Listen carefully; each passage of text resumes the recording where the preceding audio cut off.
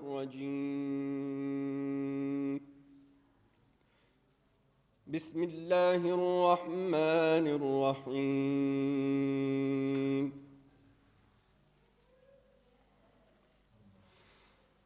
ثم بعثنا من بعدهم موسى بآياتنا إلى فرعون وملئه فظلموا بها فانظر كيف كان عاقبة المفسدين. وقال موسى يا فرعون إني رسول من رب العالمين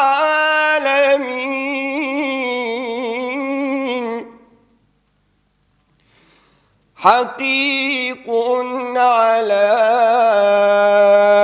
أن لا أقول على الله إلا الحق قد جئتكم ببينة من ربكم فأرسل معي بني إسرائيل.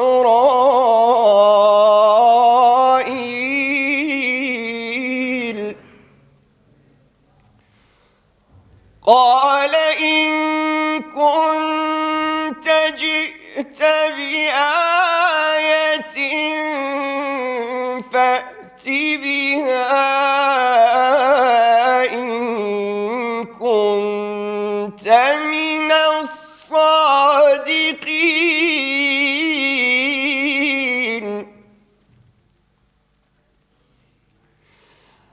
فألقى عصاه فإذا هي ثعبان مبين ونزع يده فإذا هي بيضاء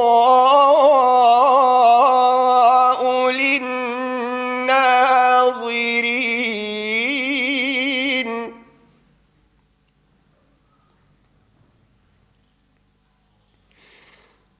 قال الملأ من قوم فرعون إن هذا لساحر عليم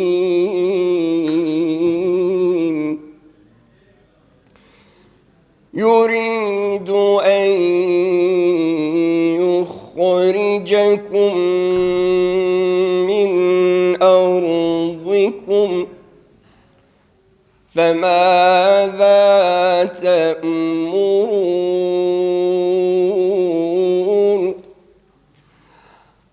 قالوا أرجه وأخاه وأرسل في المدائن حاشرين يأتوك بكل ساحر عليم.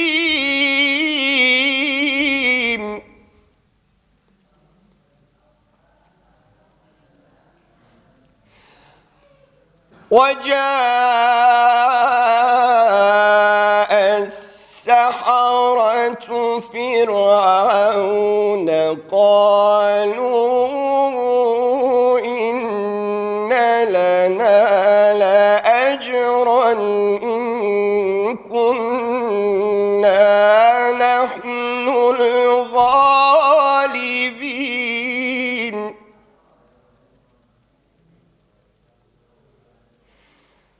قال نعم وإنكم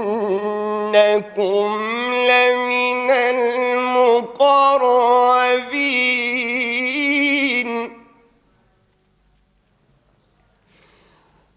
قالوا يا موسى إما أن تلقي وإما أن نكون نحن الملقين قال ألقوا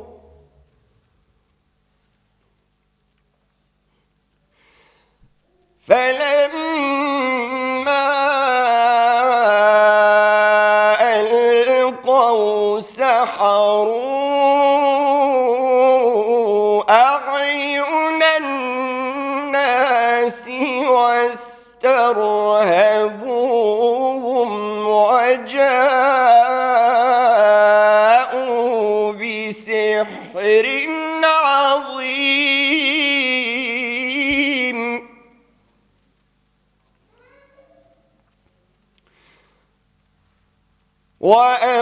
وأوحينا إلى موسى أن ألق عصاك فإذا هي تلقف ما يأفكون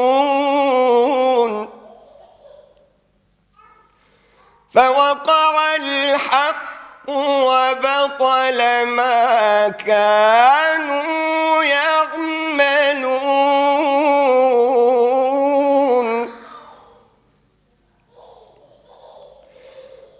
فغلبوا هنالك وانقلبوا صاغرين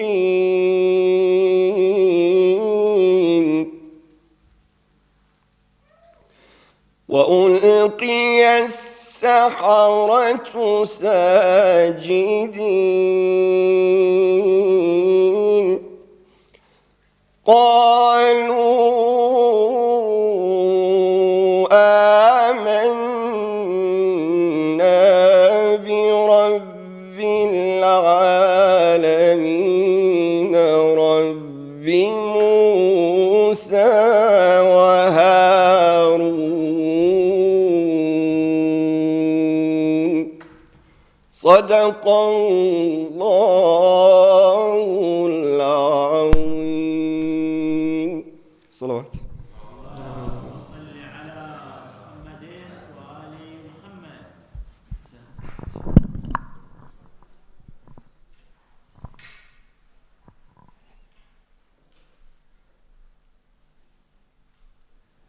Assalamu alaikum wa rahmatullahi wa barakatuh. Thank you all again for bearing with us today. I know we're running a little behind schedule, but inshallah we've got everybody online now, and we have all of the program will be streamed. Again, if you wanted to ask any questions, it will be on sheikharif.com/live, and you can ask questions through there. Tonight's topic is Mahdi's Utopia and is lecture number 9. However, I also want to just give you one short announcement. On Ashura Day, on Tuesday, we'll begin with Amal at 12 o'clock and then followed by Namaz and Niyaz. So if you can join us for that, we'd be very grateful as well. Can we welcome Sheikh with a loud Nara Salawat?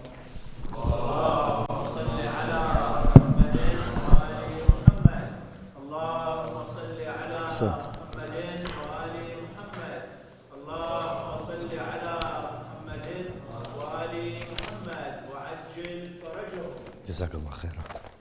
رحم الله من قرأ الفاتحة.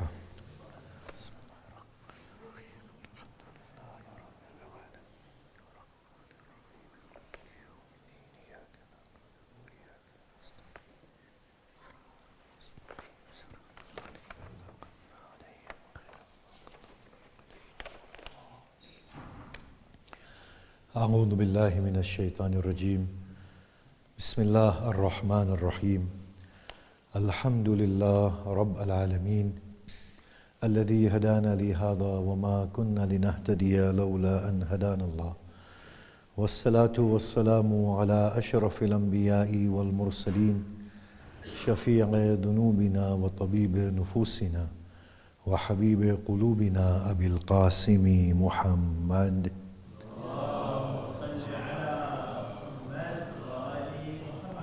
وآله الطيبين الطاهرين المعصومين المظلومين وأصحابه المنتجبين ومن تبعهم بإحسان إلى قيام يوم الدين ولعنة الله الدائمة على أعدائهم أجمعين. بسم الله الرحمن الرحيم. رب اشرح لي صدري ويسر لي أمري واحلل عقدة من لساني يفقه قولي. أما بعد، السلام عليكم جميعا ورحمة الله وبركاته. أعظم الله أجورنا وأجوركم بمسابنا بأبي عبد الله الحسين عليه الصلاة والسلام. بسم الله الرحمن الرحيم. So going on to the Mahdi and the reforms that he will bring and the state that he will create. Building on from the last few days, I want to talk about certain misconceptions that we have. We feel that Mahdi Salamullah alayhi will come and suddenly, overnight, miraculously change the state of affairs of the people. And of course, we have all these texts that the earth will yield fully and the heavens will shower abundantly. These are accurate texts. There will be no theft, there will be no teaching, people will not be poor. These are all texts which are accurate. But our understanding of these texts is possibly not accurate. In fact, it is inaccurate. Because we feel that we at present are supposed to be in a state of passivity or dormant, and we wait. And that's why you see the community always lamenting. There is a lot of negativity within the minds of the community. It is almost as if it hasn't opened its eyes to see the world for what it is. Sometimes things happen that is which is in front of you, staring at you in the face, is hidden because of a false mindset. This man is an enemy, but he is smiling at you. I know, but he has an evil intent. This thing is not good, but look, we have tests, it is good for you. But no, it is not from God. Look at the mindset of the Muslims, the sort of mindset we have as we go into this particular talk. In the 80s, Marhum Kalim Siddiqui made the Muslim parliament, if you remember, and we used to go for the conferences and whatever. Now the whole idea there was to establish an Islamic state, not in Britain, but talk about the establishment of an Islamic state, an ideal state. When we go there, we saw that there was no appreciation for human experience or whatever human beings had been able to bring out thus far through their enormous experience base and knowledge. So we would knock at capitalism, at communism, at socialism, at everything that did not have the label of Islam. This is our mindset, that it is less than befitting. The Utopia state will come, and it will be the best system ever, best socio-political system, best economical system, so on and so forth. This was in our mind, that we can never possibly get it right until the Mahdi Salamullah alayhi comes. Now this is the naivety that drives us. Our minds are filled with these miraculous notions that things will happen all of a sudden overnight. I want to take you back to those ahadith, those futuristic technological ahadith that we were talking about earlier on. That people from the east will see people from the west when Mahdi comes. Or people will be able to see each other in the palms of their hands. These were achievements of technology. They were only possible when the human mind was allowed to explore the potential and the possibilities within nature. If the human mind had remained dormant in terms of inquiring about the workings of nature, this technology would never have arrived. Had this technology never arrived, Al-Mahdi would never come. Can you see that? But the Muslim mind was one, filled with the notions of miraculous happenings. So the Muslim mind did not arrive at the discovery of this technology. The non-Muslim mind came and arrived at this technology. That was a gross misinterpretation of a sign that was supposed to prompt activity and growth within our technological curiosity and inquiry. That sign was a growth promoting sign. Everything about Mahdiism is in line with conceptual Mahdiism. Conceptual Mahdiism is what? A whole state of human progression, human liberation. Instead of the Muslim mind being liberated, it is feathered and chained. I'm going to just pause here and ask a simple question before we resume again. If Mahdi Salamullah Alayhi is going to be the head of the global community, how can he be the head of the global community without the global community first becoming a global community? Is it possible that a single man can head a global community when there is no global community?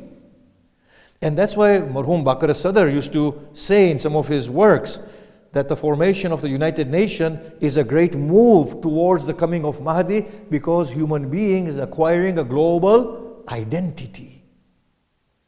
Global citizenship and citizenry and whatever else we have, these notions. These are progression in the reception or receiving Al-Mahdi Salamullah Alayhi. Now in the same way, these notions that we have of the utopia state are quite defeatist in the way we are interpreting them. If anything, they are supposed to prompt growth, empower us, instill us with renewed vitality and energy to go out and to attain it. That I am the living Mahdi. I don't mean I am, I mean the human being. That we are the living salawat.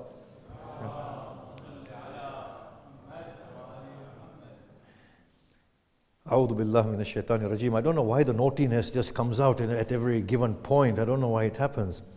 That we are the living Mahdi. The living Mahdiism is prompting this phenomenal growth, and we are achieving it. The technologies that say that you will be able to hear him in every language. This is not a feat of miracle. We are already upon that technology. That we can speak in any language and the listener can hear it in their own language. When he calls, everybody will hear him in their own language. When he comes, everybody will say, I have seen him. It's a global entity. He's a global entity. The only thing that can make it all possible is a state of technology. And that is why he will come when we are technologically progressed to that level. Now, the utopia notion of Mahdi, when he comes, there will be an ideal situation there. We need to examine that now with these lenses. That humanity, the living Mahdi, the conceptual Mahdi has to get there before the Mahdi individual arrives. This is how we are supposed to understand them. That until and unless we can't get there, he is not going to come. And therefore the status of what we have achieved right now is not less than perfection. It is perfection for the time and the context in which it works. It is as divine and holy as divinity can be. Let me explain that. Our naive notions say that capitalistic economy is Dajjali. Monarchy is Dajjali. For example, feudalism is evil, demonic, so on and so forth. This is the way we are thinking. What we need to understand is there is no divinity about it and there is no evil about it. Everything is right for the time that it works, provided it is based on those lofty principles that we've been talking about. Now here, I want to cite a hadith that when the Mahdi Salamullah Alayhi comes, he will bring about a reversion to the Islam of the Prophet. I know I've already quoted one, that people will say this is an alien Islam to the one that his grandfather brought. That would be one criticism of the people. But the texts that talk about Mahdi, they say when he comes, he will bring about reversion. That is not people charging Mahdi. This will be the task of Mahdi Salamullah Alayhi, according to the hadith. That when he comes, he will bring people back to the prophetic Islam. Let's analyze this and interpret this. Does this mean, therefore, what we stated yesterday, that the laws will be reformed through the progression of the Muslim sense of nobility, virtue, and application of the moral values, where the Muslims will say that right now there is no more time for slavery. Slavery is abolished by the human intellect. It was a formulation of a beautiful social moral that took place in the form of slavery in the context of the Prophet, and the Prophet came and modified it, made it more humane, and began the trend of liberating slaves. That was that formulation. In the 21st century, there is no more formulation of slavery, it is abolished altogether.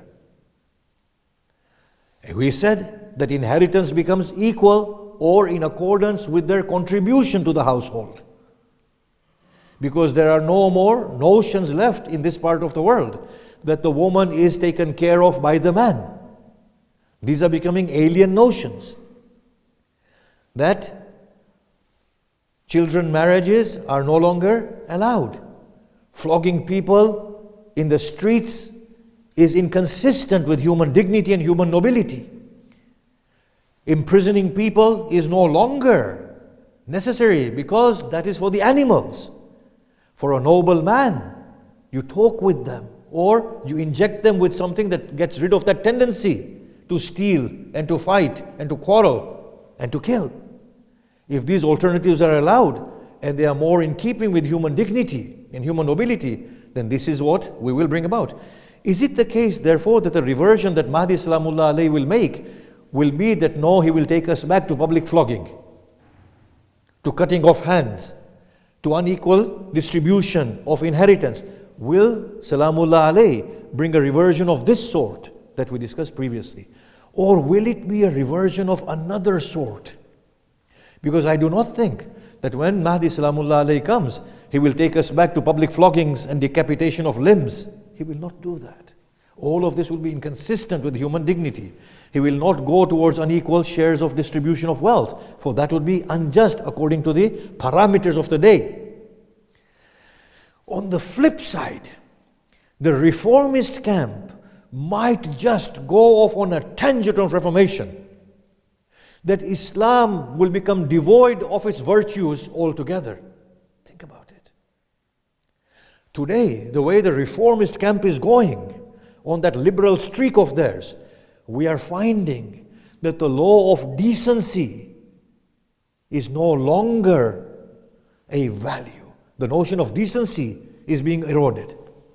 Family values are being eroded. In our wake of progressing, we are becoming so liberal that everything is breaking apart. Even the family unity is collapsing now. Family unit, respect for the elders, looking after the elders. All these notions are on their way out. Indecency has become rampant, has been fashioned within Islam and Islamic arguments. Alcohol will become justified for consumption. We will see that prayers will soon be phased out, fasting will be chucked to one side, Hajj another side. Are we seeing that there are two trends? One is the traditional trend that is so stuck in its way that it is refusing to move. It is stuck 1,400 years ago somewhere. And the other one is a progressive trend. It is so out there and it is so going so at such a speedy and a rapid speed that everything is being eroded. The very notion of virtue is not remaining there. Decency is not there. Promiscuity has become commonplace within the Muslim community. And what's more, we are justifying it through the religious text.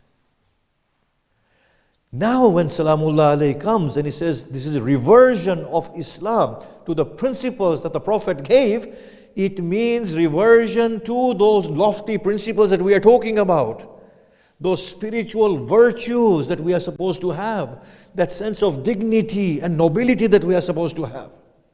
Those beautiful values by which the community is supposed to run. Yesterday Adam asked a question. He said that the Dajjalic system is very sophisticated. How can you tell the difference between the Dajjali system and the Mahdi system or godly system? We gave an example. that today when we wear our designer clothes or when women buy cosmetics, we all know that these companies are employing little children in other parts of the world, child labor, and then they're not giving them their sufficient due. We know this. We know there is abuse of human rights. But it is justified how? That if we were not to employ them, they're going to starve otherwise. This is the justification. When Lady Sakina Salamullah alayha, the older daughter of Imam Hussein had two daughters in Karbala, Lady Sakina and Lady Ruqayya. She narrates that when they were looting, a man saw an anklet that she was wearing. So he advanced to take it. She said, "No, I will remove it for you." She said, "As I removed it, he wept." I said, "Why do you weep?" He said, "Because I am stealing from you your ornaments as plunder." She said, "Then why do you do it?" He said, "If I don't, somebody else will." Think about this very carefully. Is this a justification? Because if I don't employ them and take benefit of employing little children at pennies, they will be left without any income. Isn't me giving them something better than them having nothing? Or if I don't do it, somebody else will do it. This is not the way a noble, virtuous soul thinks. A virtuous soul thinks this is wrong, end of story, will pressurize their government to give them what they need, proper education, and to provide for them. That's the only way to think. But the Dajjali system thinks in that way. There is no virtue left. So the Muslim progressive trend is so dangerous, and it is moving so fast, that I do feel we will have two poles, two interpretations of Islam, poles apart, diametrically opposed with each other. And when Mahdi comes, the reversion will mean what?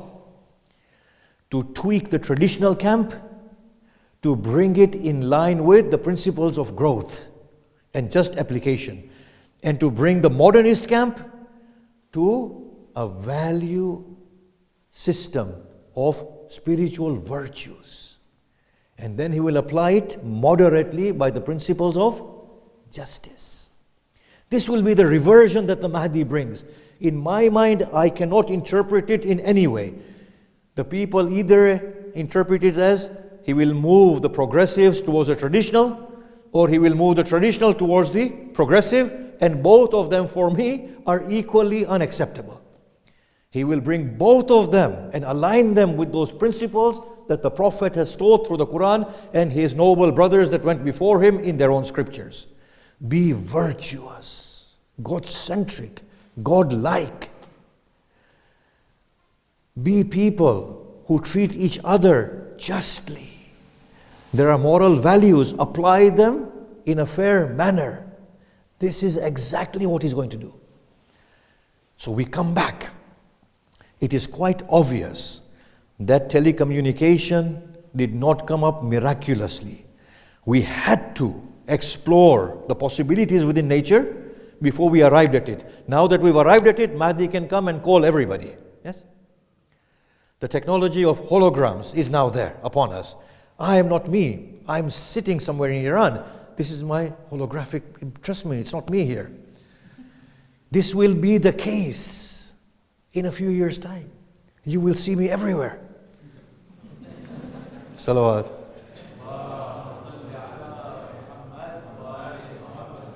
Now, if this doesn't get me into trouble, what will? Salawat.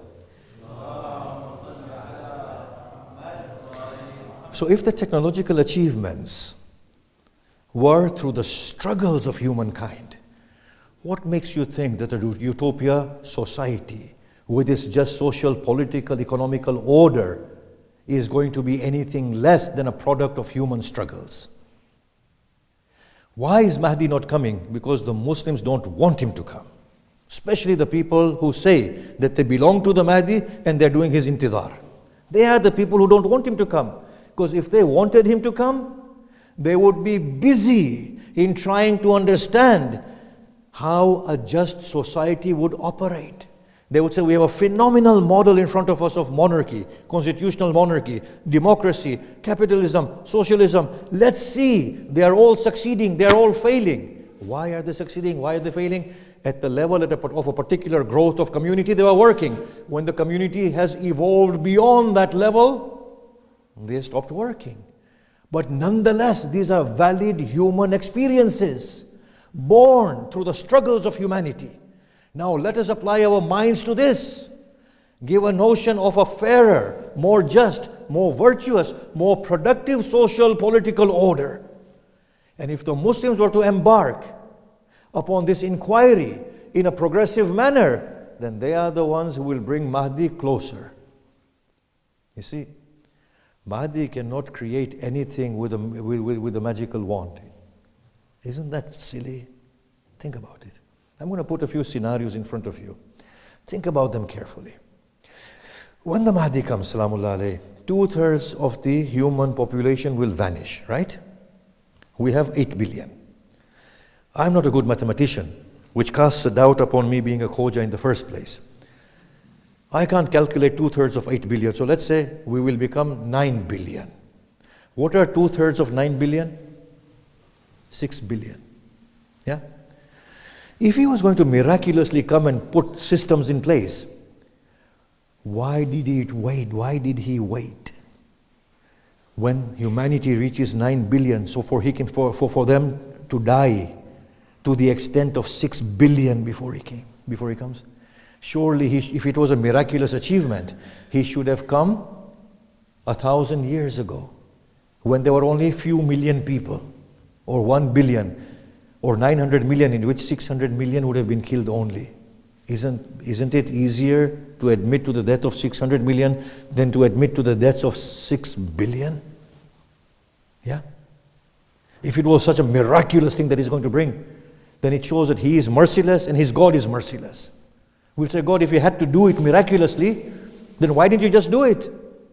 The fact is that we've got it wrong. His Nabi Nuh is crying, oh Lord, they are not going to listen anymore. I have preached to them, I've done this, I've done that. I will say, God, destroy them and put Nuh somewhere else. He said, no, Nuh, build an ark. Why don't you bring an ark from the heavens? No, he will build it himself. Think about this. Okay, now are you going to throw something from the sky? No, the floods will come, it's a natural event. Find me something in this world that defies the law of this nature, the things that are happening naturally. We will have to naturally, as humanity, progress to that level of sophistication where we can understand the meaning of just social, political, economic systems which are in line with human virtues, which are in line with human growth. That's when he will come. He will not come otherwise. So the biggest problem now in our minds is what? We are stuck in this notion that whatever the Prophet gave in the literal word is the absolute eternal truth, and therefore, if we were to move away from it, we will be punished. Isn't that our fear?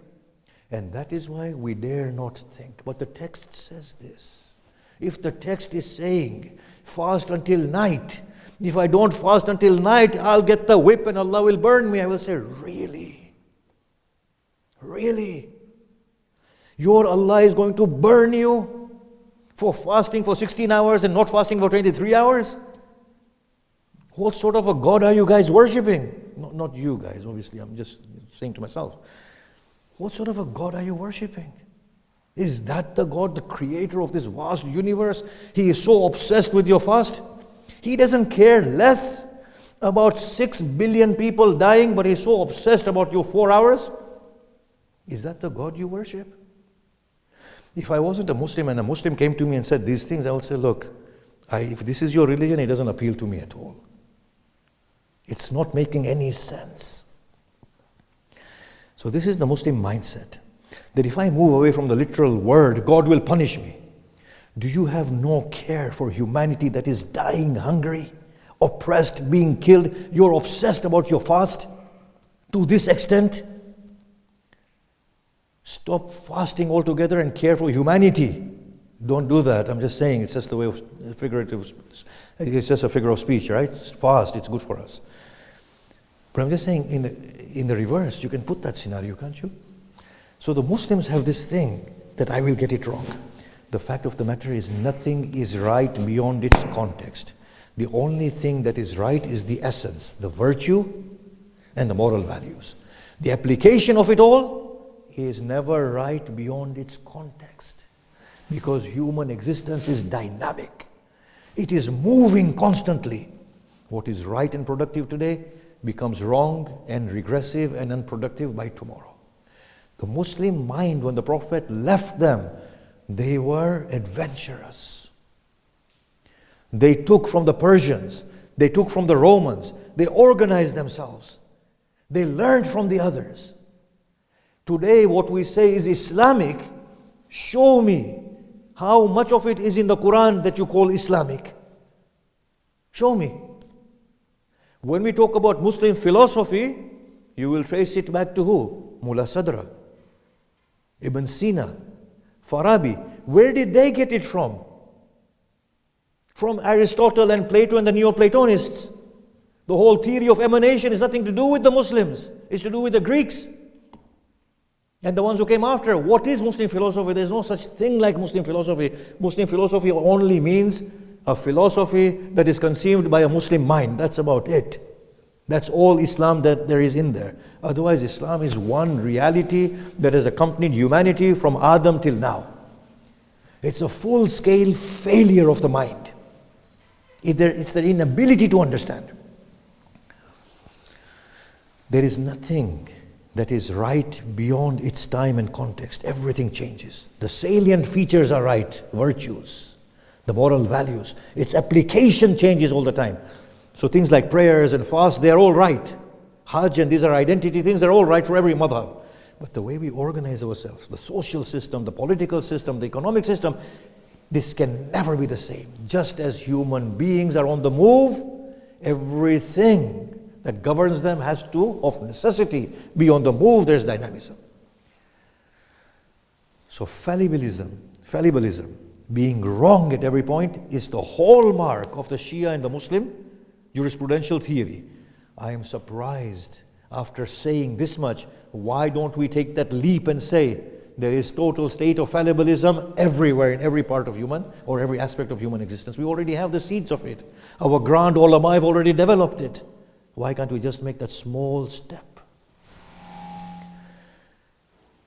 You see, the Muslim minds have got it wrong. The principles that the Prophet gave, we have moved away from those principles. The Mahdi will come and bring a reversion to that principle. The principle is what? Learn, experience, benefit from the experience, tweak it up, make it better. For that, what do we need?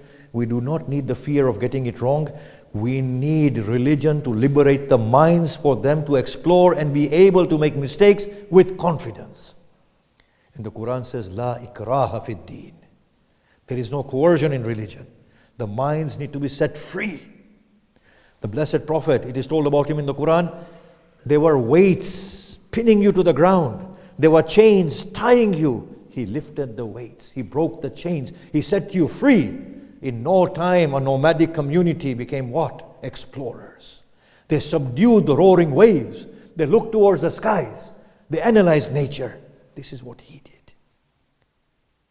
He unchained their mind. Not only did he say there's no coercion, he increased liberty and freedom. So the utopia state of Al-Mahdi, which we'll talk today and tomorrow, is a state at which humanity generally needs to arrive at. If we can get it right, then maybe many of the other biases that we have in our heads can go with it as well. These are obviously, my time is up. The other biases that we have is that everybody will become a Shia. Isn't that the case? I mean, seriously. Man is going to come, Salamullah, and say, everybody, right, you've got to pray with your arms open. Don't you think he has greater things to do? He has to address global humanity. He will be happy that you're praying, either with your arms folded or your arms open. He won't care less about that. And a lot of this literature is so suspicious. that Jesus will come and kill all the swine. I mean, Nabi Isa, do you think he's going to go running around killing pigs? He will abolish jizya. He will abolish jizya. We don't have jizya. What jizya is he going to abolish? Can you think about this? These signs are concocted. Isa will come, kill all the pigs. I can't understand that one. And he will abolish the jizya. In one of them, I obviously made a mistake. Last time, the Mahdi Salamullah will come and kill the pigs. And I thought, he can't be running around killing pigs with his sword. Come on, he's a great man. But it's Jesus actually. Jesus will come and kill the pigs. He won't kill the pigs, yes? No, at least not the pigs that are eaten as meat. Maybe he might kill other pigs, I'm not sure. But he will come and abolish the jizya. Now, what jizya will he abolish? Does the modern world, Muslim and non-Muslim, practice jizya? We don't, do we? There is no notion of jizya in the majority of the Muslim world. We have equal citizens, and we are fighting for that in the United Nations when we talk. Yes, as the peace, religions for peace. When we talk there, we talk about there should be no jizya. Well, there is no jizya. What jizya will Isa come and remove? You can just see these are fabrications. They are instilling a negativity in our heads. Mahdi Salamullah alayhi, we might talk about this tomorrow, will be the head of a glorious human community with its variety, with its plurality, with its Christians, with its Jews, with its Muslims, with its Sunnis, with its Shias. He has no concern with any of that, just like his grandfather had no concern. His grandfather cried out, the verse of the Quran, "O people of the book, come to the worship of one God." And that one God represented the godly spiritual virtues. Be godlike. Be truthful, trusting in God, charitable, forgiving, be noble, be dignified, be decent. He will say, treat others as you would want them to treat you. Be fair. That is what Mahdi will create. You can never rid humanity of its plurality. These are false notions. So the Utopia state, instead of being a growth promoter, has become a pacifier for the Muslim communities, unfortunately. It was supposed to impel growth. It is arrested growth. We come to the mention of such a phenomenal person. It's a shame that we do not have the time to explore the personality of this great man. But Imam Hussein's son, Ali Akbar. The reason why he is called Ali Akbar and Imam Zainul Abidin is possibly called Ali Yunil Awsat is because Ali Akbar was the oldest son of Imam Hussein, as speculated by many. He is by the side of his father. And we can see and have an insight about his character and the way he is. When Imam Hussein is advancing towards Kufa and Hur intercepts him, and then they're advancing towards an unknown place, which was then Karbala afterwards.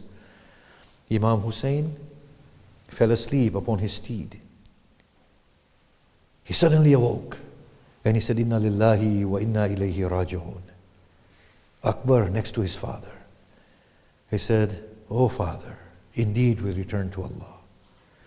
But what causes you to bring the words of istirja to your tongue at this point?" He said, "Akbar, there was a cry that, O caravan, advance towards death, for death awaits you eagerly." He said, "O father, are we not upon the truth?" He said, "O child, who can be upon the truth more than the grandchildren of the messenger?" He said, "O father, in that case, does it make a difference whether we advance towards death or death advances to us?" The battle breaks in the morning. The companions of Hussein fall. According to the traditions of the Arab, when the numbers diminish of any one camp and the battle does not finish, they engage in single combat. Only the family of Al-Hussein are left. Imam Hussein goes to Ali Akbar and he says, "Oh child, I would like you, on behalf of your old father, to go and defend the honor of the Messenger of Allah." Ali Akbar said, "Indeed, O father." He said, "But first go and bid farewell to your mother and your aunt and your sisters."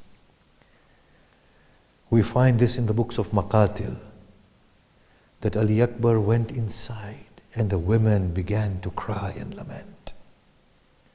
I do not understand how a mother looks upon her youthful child and knows that he's about to taste death. How does that mother look at that child for the final time? We are told that the women were not letting him go.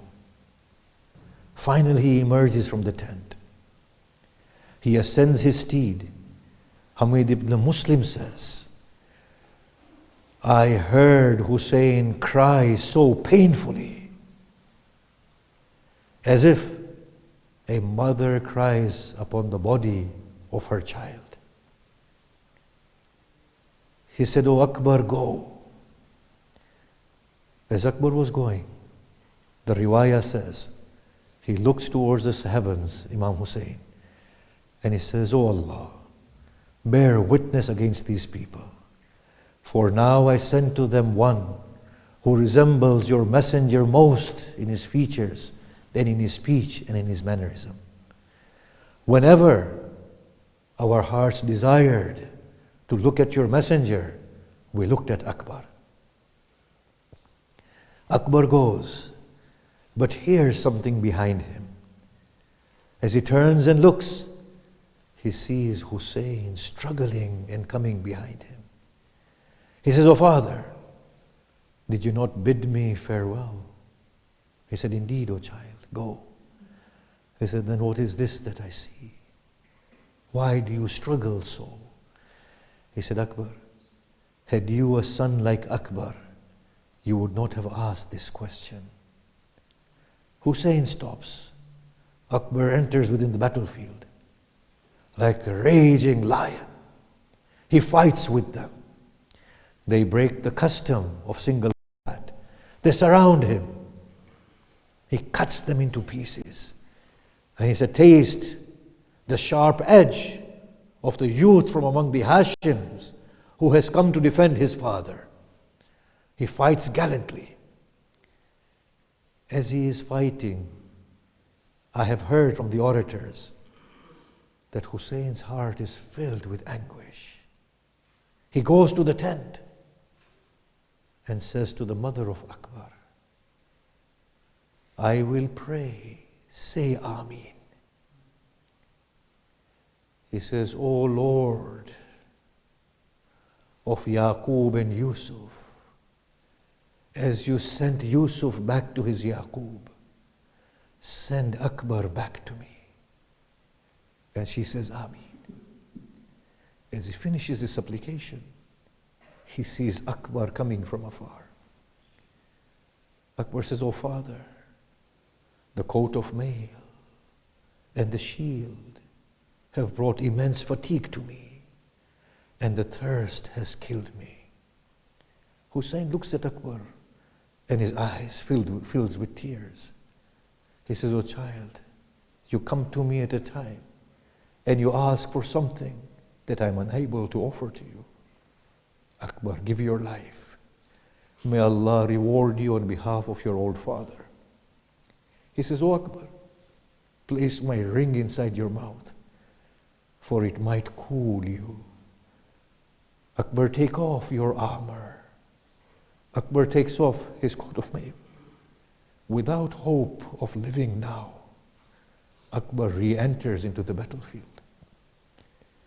He fights them. There is Murra bin Munqad. He says to his companion, "Look at the way he fights. By Allah, I will cause such a wound to this youth that his father will die with that wound." The companion says, "Let him be. They will finish him off and they will kill him." He said, "No. I will do what I've sworn to do. Akbar fights. He gets struck upon his blessed head. As he gets struck, he lowers his head upon the mane of the horse and wraps his arms around the neck of the horse. I will say, "O Akbar, why don't you allow yourself to fall?" Maybe he is thinking of his father. The riwayat says they surround him and they begin to strike him with their swords. Murrah comes as Akbar's grip loosens and he is about to fall. He pierces his chest with his spear. And as he tries to lift Akbar's body, the spear breaks. Akbar comes upon the dust and he says, "Oh Father, accept my final salam." Hussein runs to the body of Akbar. He comes to the body of Akbar and he looks at Akbar's body. And he says, "Oh child, how insolent are the people who have put you to death. Oh child, how they have violated the sanctity of your grandfather." Hussein that sits next to Akbar, as Akbar rubs his heels upon the sand, he takes dust and places it upon his head and he says, "Oh child, the earth has become a darkened place after you." Akbar breaks into a smile. He says, "Oh Father, I am no longer thirsty. The Messenger of Allah has quenched my thirst with Kawthar." And he says, oh Hussein, hurry to me." Hussein hears this and Akbar breaks. Akbar leaves this abode. When Akbar dies, Hamid ibn Muslim says, a woman comes running and falls upon the body of Akbar. And she begins to lament, "My child, my child." Hussein quickly leaves Akbar and takes the woman back to the tent. I asked, "Who is this woman?" And I was told that is Zainab, his aunt. Hussein calls the children of the Hashim, "Come and take your brother away." As Hussein comes back, Hamid ibn Muslim says, his daughter comes to him and she says, "Oh Father, do you have any news of my brother?" "Oh child, he has been killed." She begins to beat her face and cry. "Oh child, bear it for the sake of Allah." She says, "Oh Father, how may one whose brother has been killed and whose father is without any helpers bear such a tragedy?" ألا لعنة الله على القوم الظالمين وسيعلم الذين ظلموا أي منقلب ينقلبون. مات بحسين.